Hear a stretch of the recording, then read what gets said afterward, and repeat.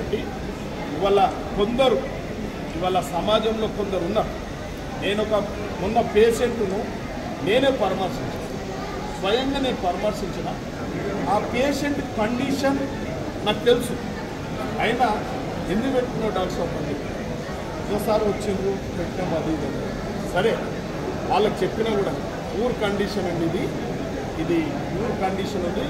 ఏదన్నా మళ్ళా హాస్పిటల్ మీద కూడా ఫాల్స్ ఎలిగేషన్స్ కానీ డాక్టర్ల మీద ఫాల్స్ ఎలిగేషన్ చేశారని కూడా నేను కొన్ని డబ్బులు కూడా ఇచ్చిపోయాను.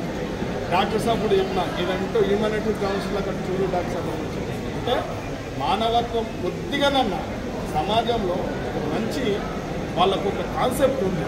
వాళ్ళకేం లేక కాదు, వినడానికి తిండి లేక కాదు, ఏదో సంపాదించాలనే ఆలోచన అయితే కాదు. నాకు తెలిసి ఒక పాపులారిటీ సంపాదించాలి, మన కుటుంబాన్ని నేపథ్యం మంచిగా ఉండి వాళ్ళ పేరు ప్రతిష్టలు మంచిగా దినదినం మంచిగా తీసుకుపోవాలని ఒక కాన్సెప్ట్ ఉన్నది. కాబట్టి మనోరన్న కూడా ఎప్పుడు వివాద రైతు అజాత శత్రువు, ఎవరికి కనబడేవాడు కూడా ఆయన అంటే వాళ్ళ కుటుంబం అటువంటిది. కాబట్టి అటువంటి సంఘటనలు వచ్చినప్పుడు మేము పూర్తిగా సహకరిస్తాం, దానికి అండగా ఉంటాం.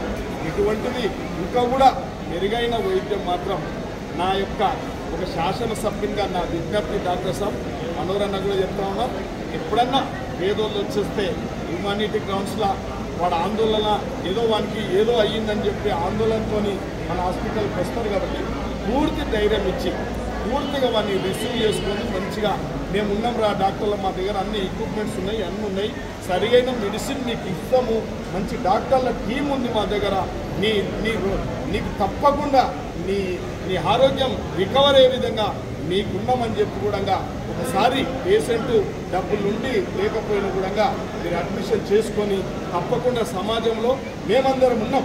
ఎవరైనా పేదోళ్ళు అట్లా ఇట్లా ఉంటే ఒక 10 మందిలో ఒకరైనా అటువంటి వాళ్ళు వస్తారు. కాబట్టి మీరు హ్యూమానిటీ గ్రౌండ్స్లో పెద్ద పేషెంట్లను మంచిగా వాళ్ళతోని కొద్దిగా రిసీవ్ చేసుకొని వాళ్ళ గట్టి ధైర్యం చెప్పినట్లయితే సగం రోగమే పోతుంది. కాబట్టి మీరు ఆ విధంగా ఈ ప్రాంతంలో మరి ఇంత మంచి కార్యక్రమాలు చేపడుతున్నందుకు మీ హాస్పిటల్ భగవంతుడు అంచెలంచెలుగా